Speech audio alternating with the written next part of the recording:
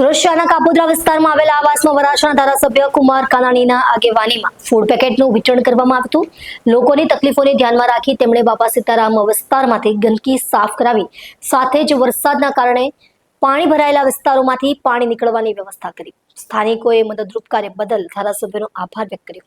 શહેરના કાપોદ્રા વિસ્તારમાં તાજેતરમાં થયેલા ભારે વરસાદના પગલે અનેક વિસ્તારોમાં પાણી ભરાવાની પરિસ્થિતિ સર્જાઈ છે।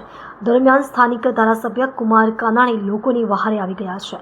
વરાછા ધારાસભ્ય કાનાણીના આગેવાનો દ્વારા કાપોદ્રા વિસ્તારમાં આવેલ આવાસમાં રહેવાસીઓને ફૂડ પેકેટ્સનું વિતરણ કરવામાં આવ્યું હતું।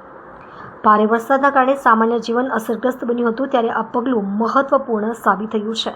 સાથે જ બાપા સીતારામ વિસ્તારમાં થયેલી ગંદકી દૂર કરાવવામાં કાનાણી તાત્કાલિક કાર્યવાહી કરી પાલિકા તંત્રની મદદથી સફાઈ અભિયાન ચલાવવામાં આવ્યું હતું। વધુમાં વરસાદના પાણી ભરાયેલા વિસ્તારોમાં યોગ્ય ડ્રેનેજ વ્યવસ્થા કરી પાણીનો નિકાલ કરાવવામાં આવ્યો।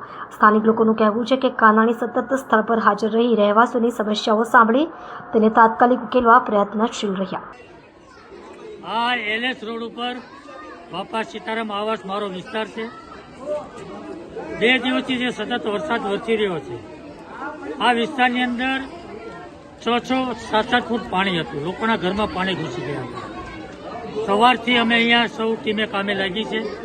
વહીવટી તંત્ર અધિકારીઓને બોલાવીને પાણીનો નિકાલ કર્યો છે અને પાણીનો નિકાલ કર્યા પછી અહીંયા સાફ સફાઈ કરી અને અત્યારે આરોગ્યની ટીમ પણ આવી રહી છે। સાફ સફાઈ કરી દવાનો છંટકાવ કરશે અને ઘરમાં લોકોના પાણી ઘૂસ્યા હતા, એટલા માટે લોકોએ બપોરે રસોઈ પણ બનાવી શક્યા નથી અને એટલા માટે અત્યારે ફૂડ પેકેટની પણ વ્યવસ્થા કરી છે। અત્યારે બધાને ફૂડ પેકેટ આપીશું અને બધા લોકો એ ફૂડ પેકેટ નો આરોગશે અને આજે જે કંઈ પાણીનો ભરાવો થયો હતો એ તમામ પ્રકારનો નિકાલ કરી અને વ્યવસ્થિત વ્યવસ્થા કરી આપી છે। લોકો શું કહી રહ્યા છે? ફૂડ પેકેટ આપ્યા, કેવા આશીર્વાદ?